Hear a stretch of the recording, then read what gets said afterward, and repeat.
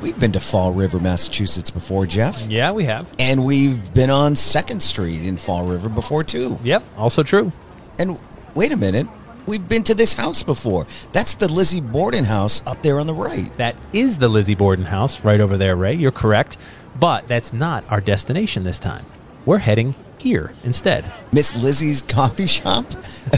a sign says it's the most haunted coffee shop in the world. Well, how do we pass that up? I know, right? So are we supposed to believe that the ghosts of the Lizzie Borden house walk about 100 feet next door to get coffee? No, not at all. We've come to this building next door to Lizzie's house to explore the dark history of the other Borden murders.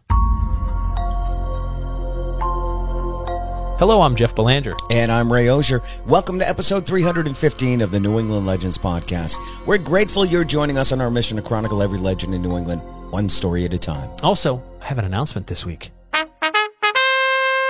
My brand new book, The Fright Before Christmas, Surviving Krampus and Other Yuletide Monsters, now available wherever books are sold, as well as the audiobook version, wherever you get your audiobooks, narrated by yours truly.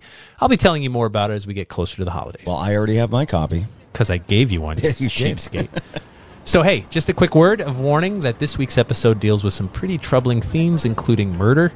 If you're sensitive to that or listening with young children, you may want to skip this one. We'll explore the other Fall River, Massachusetts Borden murders right after this word from our sponsor. Okay, wait a minute. The other Borden murders? There have been other murders within spitting distance of the infamous Lizzie Borden house here in Fall River. And now it's a coffee shop? It is. A relatively new one, too. It only opened about a month ago. Let's go inside. So, Ray, check out the specialty menu. I love it. You can get a Liz Espresso, right? The Alibi, a green tea drink, a Maplecroft. That, of course, was the mansion Lizzie and her sister moved into after leaving 2nd Street. There's the Miss Lizzie and the Miss Emma, plus other coffees and teas. So I first heard about these other Borden murders years ago while I was researching the history of the Lizzie Borden trial. Now, the axe murder of Andrew and Abby Borden happened August 4th, 1892, and the trial took place over the following year. There was a point in the inquest when someone asked if perhaps murder, specifically murder of family members, runs in the Borden family because of what happened decades earlier. Well, what happened decades earlier?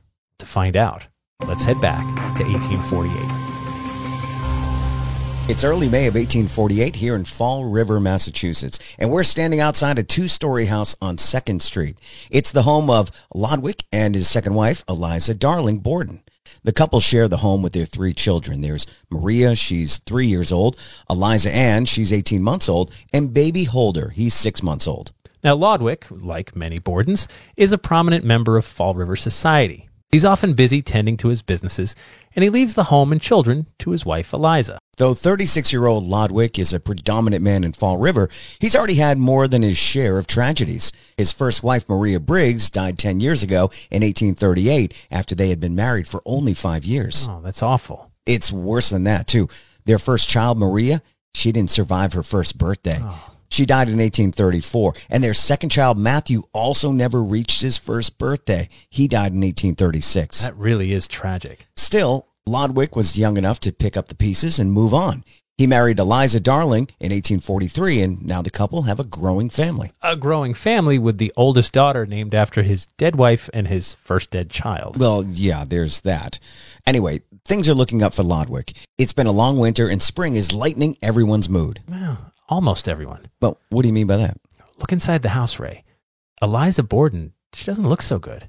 No, she's standing by the window gently crying. I guess she's been like this for a few days now, but no one can figure out what's wrong. Let's go inside.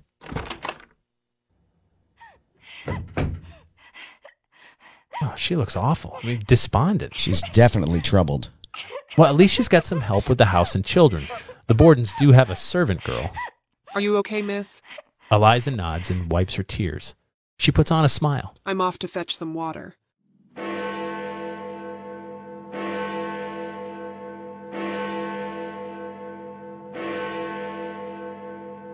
It's 4 o'clock in the afternoon. It's still a few hours before Lodwick is due to get home.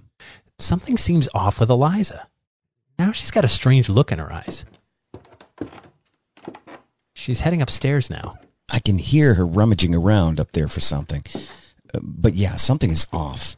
She's been sitting here by the window looking melancholy, and now she has a determined look. She's carrying Eliza and Holder, and it looks like 3-year-old Maria is tagging along. Now they're heading down to the basement.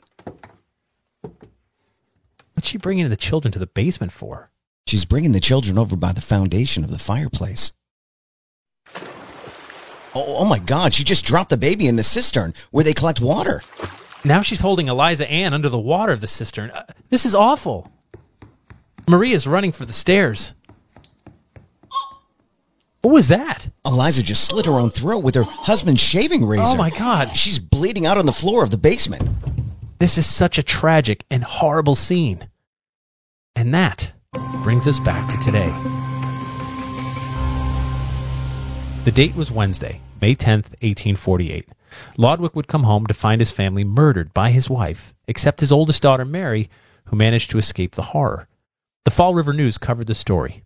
Go ahead and give it a read, Ray. All right, it says, a melancholy affair.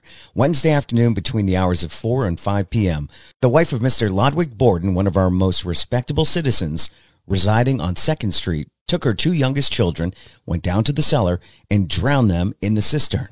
Then stepped behind the chimney, cut her own throat with a razor, and died almost instantly. No person was present at the time. Mrs. Borden had appeared rather melancholy for the few days past. The best guess is that Eliza was suffering from postpartum depression, and though we'll never be sure, what we do know is that Eliza and the 2 children she murdered were buried in Oak Grove Cemetery. Just a reminder that Andrew and Abby Borden were murdered August 4th, 1892, so 44 years after the first Borden murders. And just to clarify the family relationship, Lodwick was Andrew Borden's brother, so Lizzie Borden's uncle. Right, exactly. Now, when Lizzie was being questioned, it was asked if murdering family members runs in the Borden family. It was quickly pointed out, of course, that Eliza was a Borden by marriage only. Still, that happened in the house right next door to the Lizzie Borden house. The Lizzie Borden house was built in 1845, so it was still brand new and not in the Borden family yet when Eliza killed her children and then herself. Back then, it was known as the Charles Trafton House. Andrew and Eliza Borden moved in 1872 and converted the house from a 2-family dwelling to a single family. So Andrew was alive when his uncle's family was murdered in 1848. Yeah, he was. He was 26 years old at the time, had no children yet. But I would imagine Lizzie would have heard some stories about what happened to her cousins and aunt right next door when she was growing up. So you need to ask if there's some sinister dark cloud hanging over this block of 2nd Street in Fall River. Yeah, there is something to be said about that. Bad things have a way of compounding, even haunting us. The strange thing is the ghostly connection with the Lizzie Borden house today. What do you mean? So we did a live Halloween special podcast from Lizzie Borden's a few years ago. We did, podcast 167 back in 2020. That's it. So do you remember the upstairs bedroom? That's right. There was a trunk full of toys up there because people believe the house is haunted by children. Right. People have even heard the scampering of little feet. I mean, shoot, I heard that once when I was in the basement years ago. Holder Borden was 6 months old, so there's no chance he would have been walking. Totally true. And Eliza Ann was 18 months. You're probably toddling at that age. Also true. But we hear about children dying at the property right next door, and then we make assumptions. We try to identify what bumps in the night, even if we're wrong. Gives us a sense of control. Today, Lodwick Borden and his family are buried in Oak Grove Cemetery, maybe a football field away from the most famous grave in the cemetery, where Lizzie, Andrew, and Abby Borden are buried. And though the 1892 Borden murder captivated the world because it was an unsolved crime, when you scratch below the surface, you find there was another Borden murder right next door, almost a half a century before. And today, it's a haunted coffee shop. 2 Lizpressos to go, please.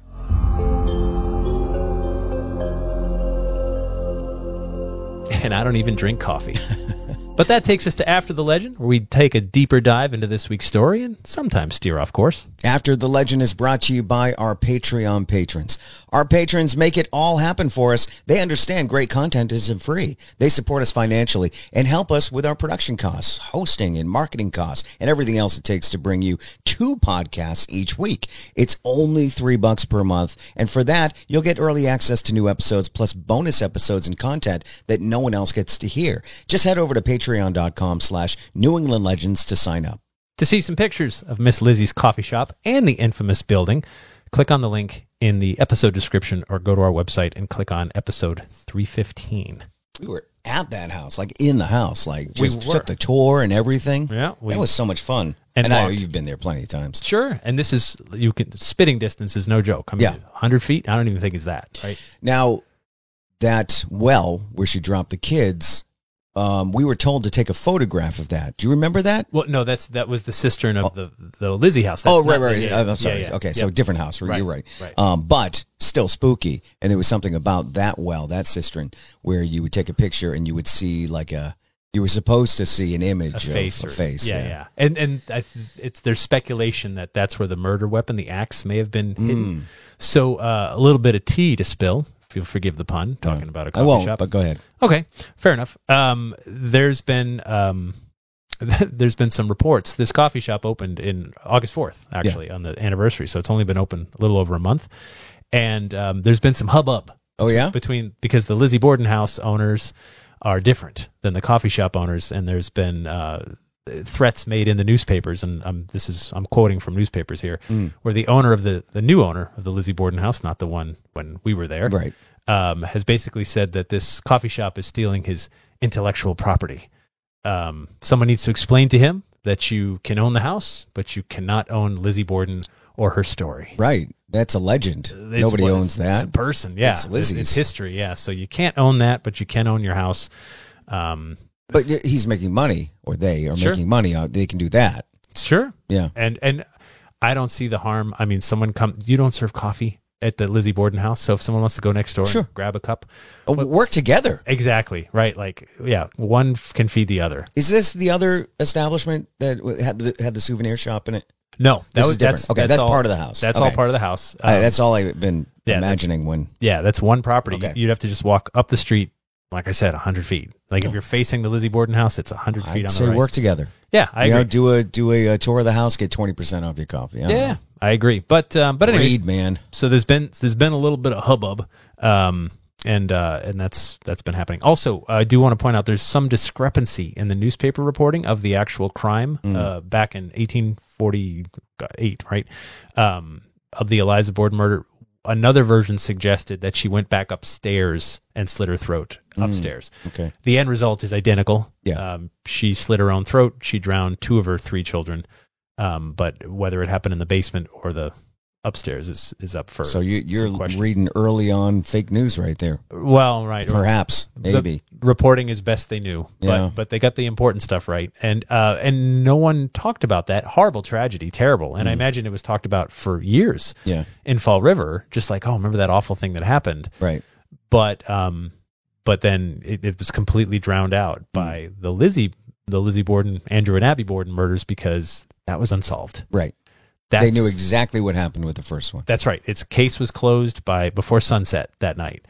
But there was no way of telling why. I mean, that takes a lot. And we read about it all the time, unfortunately. This is not the first nor the last Right. that you hear a story like this. Right. So you could say the ones that happen today could be unexplainable too. What people could say, postpartum. Right. That's the medical Well, condition. that's where your but- brain goes. Yeah. Right. But maybe something took over your brain. Who knows? Well, right. And so anyway, it's supposed to be a haunted coffee shop if you're interested in that. So hold on. Now I'm getting my houses mixed up. The Yeah. toy, Lizzie Bourne's house, the toy Upstairs. chest. Okay. I was in there. Yeah. I went up there before we left. I'm like, hold on, let me do something. And I ran up there, and it was on the other side of the house from the kitchen, That's the one 3 stories up, maybe. Yep. Right. I'm sitting in there, and with the slanted roof. Yeah. That's very there. and You have the the duck. toy chest is right there, and I started asking questions and talking, and then realized, what if something does happen right now? I am alone on the 3rd floor, and I hightailed it out of there. Yeah. I mean, it would have been cool, but I didn't know how I was going to react. So I'm like, maybe I just leave this alone. Oh, I would have held your hand. But it was a spooky house. I remember nothing really happened while we were there. Yeah, no, but it's tell not me your much. story. You said that you were rattled. Yeah. So the first time I went to that house, this was, oh my God, 2006, maybe 5. I don't know, a long time ago.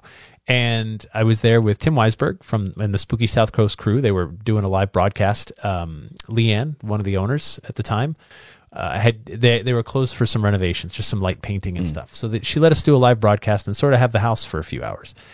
And it was just 4 of us. And we were like doing like what we do, broadcasting and recording and stuff.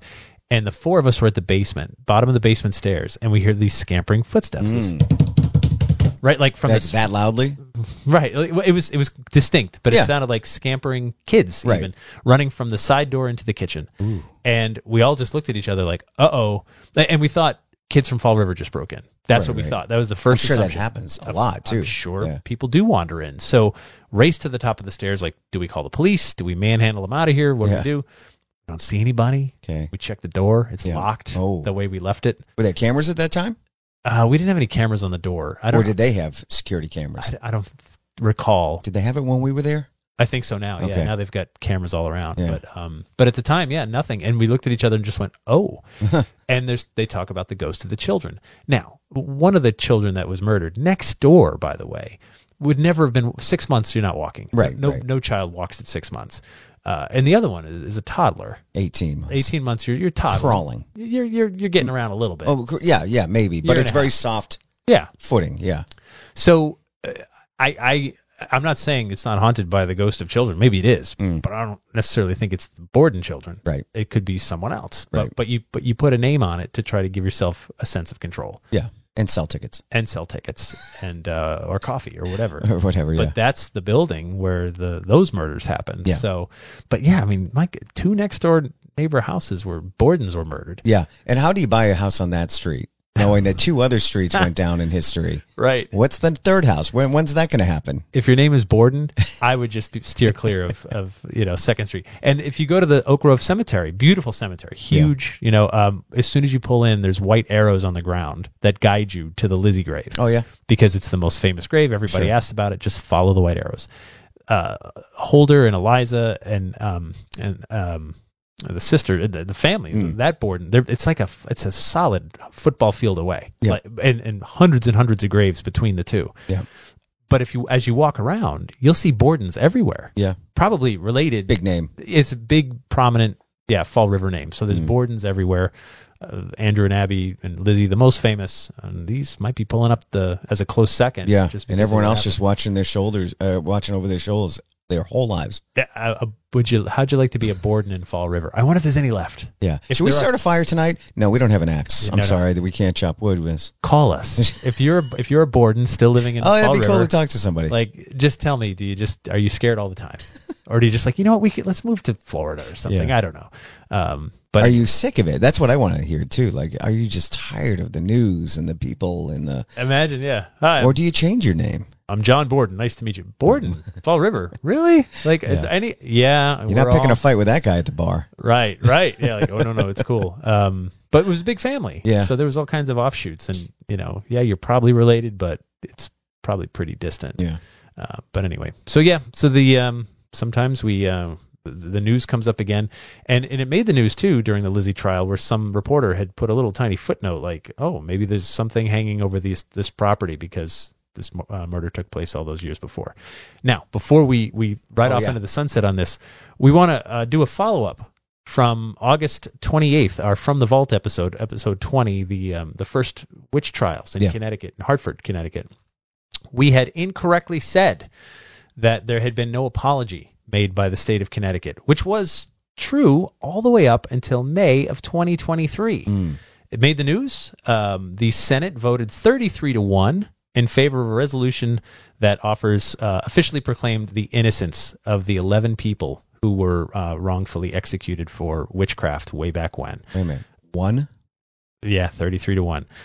Who was the one? State Senator, this is reporting, NBC reporting this, by the way. State Senator Rob Sampson cast the lone no vote. He said, quote, it was wrong and childlike to suggest that somehow we have a right to dictate what was right or wrong about periods in the past that we have no knowledge of. Well, we know 11 people were executed for being told that they were witches. That's how this whole thing came up. Yeah. We knew that. He said, I don't want to see bills that rightfully or wrongfully attempt to paint America as a bad place with bad history. I want us to focus on where we're going, which is a bright and better future. And I don't want to see anyone try to put a stain on the country I love. I don't want to see anyone hide from history. It's not a bad place, but bad things did happen. It did. And if we know about them, we can avoid them in the future. Right. That's how we learn. I would think, Senator Sampson, that we would want to avoid all witch hunts Sure. In all ways, shape, or form. And so maybe we talk about like this is how bad they can get. So anyway, just to follow up to that story, there was an official an apology thanks to the efforts of the of so many people that actually not even so many, a small group that worked for years to say like, can we just officially do this? Right. Cost the state nothing. Cost taxpayers not It's a dime. a nice gesture. It's the right thing to do. Right. So good for them for doing that. Even though we must acknowledge Connecticut was not even a state when these things happened. It's not their responsibility, but they're on the land, and good for them for doing the right thing. So appreciated. Please subscribe to our podcast wherever you get your podcasts because it's free. New episodes every Thursday and From the Vault each Monday. We'll keep you filled with weirdness from New England, and if you tell some of your friends about the show, more people submit their story ideas to us, and everything keeps growing. Thanks to our sponsors, and thank you to our Patreon patrons, and of course our theme music is by John Judd. Until next time, remember, The Bazaar is closer than you think.